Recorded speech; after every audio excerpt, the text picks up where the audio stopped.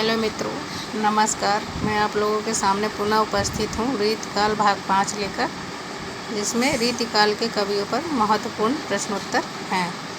प्रश्न संख्या 1, चिंतामणि की समय सीमा क्या है? ऑप्शंस हैं: ए 1609 से 1680 ईस्वी, बी 1610 से 1681 ईस्वी, सी 1608 से 1680 ईस्वी और डी 1607 से 1685 ईस्वी।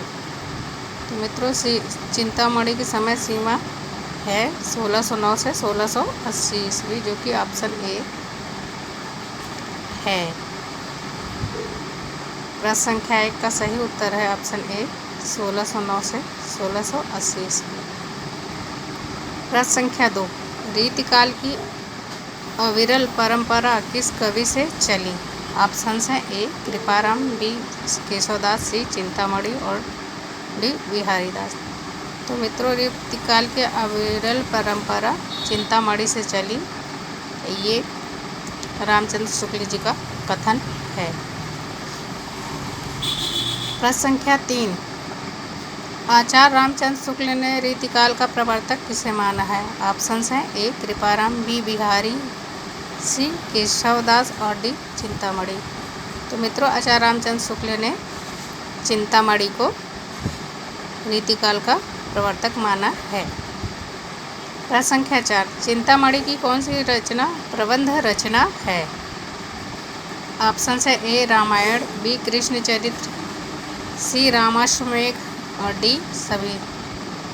तो मित्रों, ये सभी रचनाएं ही चिंतामणि जी की प्रबंध रचना है। प्रश्न संख्या 4 का सही उत्तर है ऑप्शन डी सभी।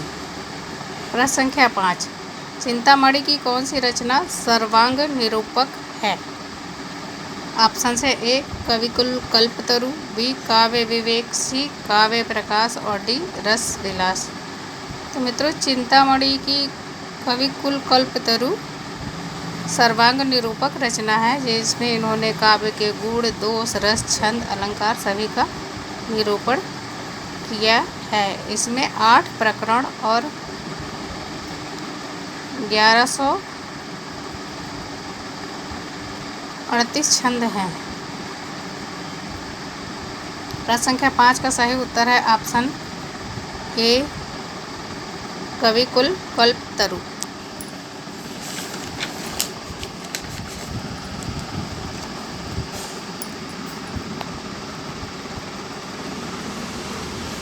प्रश्न संख्या 6, चिंतामणि केशवदास के बाद दूसरे बड़े आचार्य हैं, कथन किस विद्वान का है? ऑप्शन है: ए Ramchandra Shukla, B Hazari Prasad Dwivedi, D doctor Nagendra और डी आचार्य विश्वनाथ प्रसाद मिश्र। तो मित्रों, ये कथन आचार्य विश्वनाथ प्रसाद मिश्र जी का है। प्रश्न संख्या 6 का सही उत्तर है ऑप्शन डी आचार्य विश्वनाथ प्रसाद मिश्र। प्रश्न संख्या 7, मतीराम की पहली रचना कौन सी है? ऑप्शंस हैं: ए फूल मंजरी, बी ललित ललाम, सी रसराज और डी अलंकार पंचाशिका। तो मित्रों, मतीराम की पहली रचना है फूल मंजरी, जिसे इन्होंने जहांगीर के आश्रय में लिखा था। प्रश्न संख्या 7 का सही उत्तर है ए फूल मंजरी। प्रश्न संख्या 8, मतीराम का अलंकार विषयक तथा भाव सिंह हांडा की प्रशंसा में लिखा गया ग्रंथ कौन सा है? ऑप्शंस हैं: ए वृत्त कौमुदी, बी रसराज, सी ललित ललाम और डी फूल मंजरी। तो मित्रों, मतीराम के अलंकार विषयक और भाव सिंह की हांडा की प्रशंसा में लिखा गया ग्रंथ है ललित ललाम। प्रश्न संख्या 8 का सही उत्तर है ऑप्शन बी ललित ललाम। प्रश्न संख्या 9, निम्नलिखित में से कौन सी रचना मतीराम की नहीं है? ऑप्शन से: ए लक्षण श्रृंगार, बी छंदसार संग्रह और सी रसराज और डी जुगल विलास। तो मित्रों, जो छंदसार संग्रह है इसे वृत्त कौमुदी भी कहते हैं, उसी का दूसरा नाम छंदसार संग्रह भी है।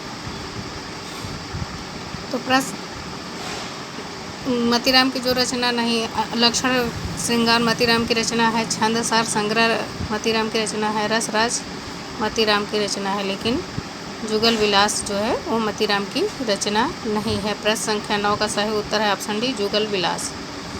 प्रश्न संख्या 10, मतीराम किसी स्निग्ध और प्रसादपूर्ण भाषा रीति का अनुसरण करने वाले बहुत ही कम कवियों में मिलती है। कथन किसका है?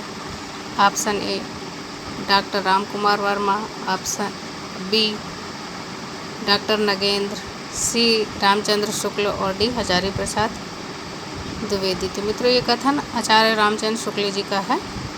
प्रश्न संख्या 10 का सही उत्तर है ऑप्शन सी, रामचंद्र शुक्ल। प्रश्न संख्या 11, कवि भूषण को भूषण की उपाधि किसने दी? ऑप्शन है ए राव इंद्रजीत सिंह ने, बी रुद्रशाह सोलंकी ने, सी छत्रसाल बुंदेला ने और डी शिवाजी ने। तो मित्रों कवि भूषण को भूषण की उपाधि चित्रकूट के राजा रुद्रशाह सोलंकी ने दी थी। तो प्रश्न संख्या 11 का सही उत्तर है ऑप्शन बी, रुद्रशाह सोलंकी। प्रश्न संख्या 12, आचार्य विश्वनाथ मिश्र के अनुसार भूषण का वास्तविक नाम क्या था? ऑप्शन है ए धर्मदास, बी रामदास, सी घनश्याम और डी राधेश्याम। तो मित्रों आचार्य विश्वनाथ मिश्र के अनुसार भूषण का वास्तविक नाम था घनश्याम। प्रश्न संख्या 12 का सही उत्तर है ऑप्शन सी, घनश्याम। प्रश्न संख्या 13, भूषण का अलंकार विषयक ग्रंथ कौन सा है? तो मित्रों ऑप्शन है शिवराज भूषण, बी भूषण हजारा, सी भूषण उल्लास और डी भूषण उल्लास। तो मित्रों भूषण का अलंकार विषयक ग्रंथ है शिवराज भूषण। इसमें 105 अलंकार हैं। प्रश्न संख्या 13 का सही उत्तर है ऑप्शन ए, शिवराज भूषण। प्रश्न संख्या 14, निम्नलिखित में से कौन सी रचना भूषण की नहीं है? ऑप्शन हैं ए शिवा बावनी, बी छंदो हृदय प्रकाश, सी छत्रसाल दशक और डी छंदमाला। तो मित्रों छंदमाला भूषण की रचना नहीं है, बाकी सब रचनाएं भूषण की हैं। प्रश्न संख्या 14 का सही उत्तर है ऑप्शन डी, छंदमाला। प्रश्न संख्या 15, किस राजा ने भूषण की पालकी को कंधा लगाया था? ऑप्शन है ए शिवाजी, बी इंद्रजीत, सी रुद्रशाह सोलंकी और डी छत्रसाल बुंदेला। तो मित्रों भूषण की पालकी को कंधा लगाने वाले राजा थे छत्रसाल बुंदेला। प्रश्न संख्या 15 का सही उत्तर है ऑप्शन डी, छत्रसाल बुंदेला।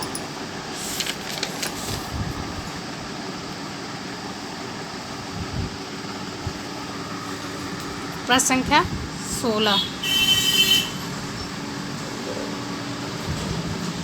भूषण हिंदू जाति के प्रतिनिधि कवि हैं। कथन किस विद्वान का है? ऑप्शन है ए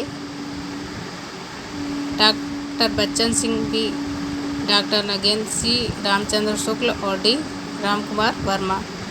तो भूषण हिंदू जाति के प्रतिनिधि कवि हैं। कथन है रामचंद्र शुक्ल का। प्रश्न संख्या 16 का सही उत्तर है ऑप्शन सी, रामचंद्र शुक्ल। प्रश्न संख्या 17, किस कवि को रीतिकाल का राष्ट्र कवि कहा जाता है? ऑप्शन है ए केशवदास, बी बिहारी, सी घनानंद, डी भूषण।